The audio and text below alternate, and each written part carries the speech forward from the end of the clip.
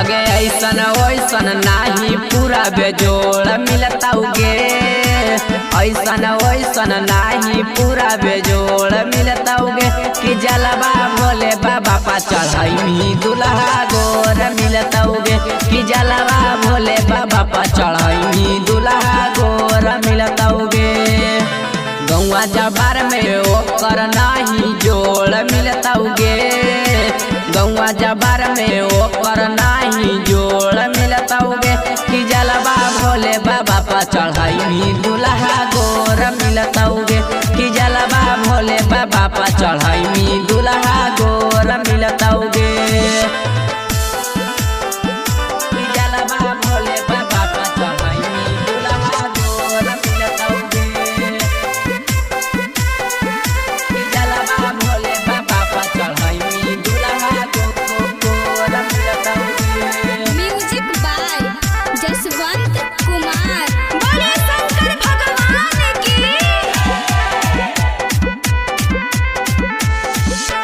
भोले बाबा के महिमा पार गे, जानो है इनका पूरा संसार गे। पहला सोमारी के जलवा दे ढार गे, दूसरा तो चौड़ी घर परिवार गे।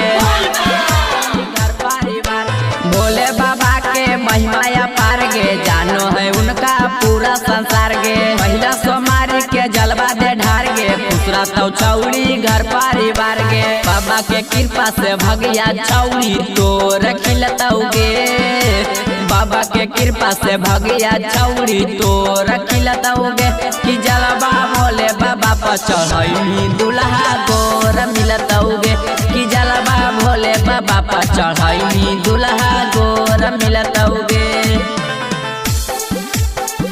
कि जलवा भोले बाबा पर चढ़ाई दुल्हा गोर मिलता उगे, कि जलवा भोले बाबा पर चढ़ाई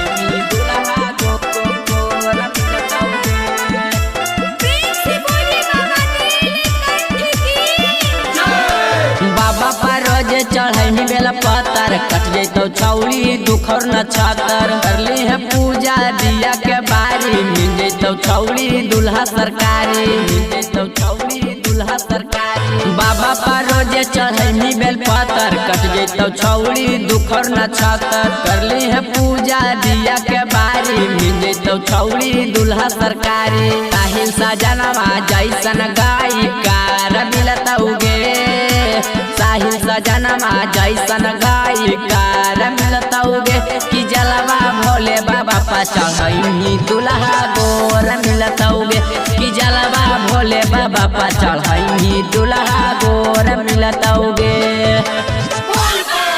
Presented by Maghi Films।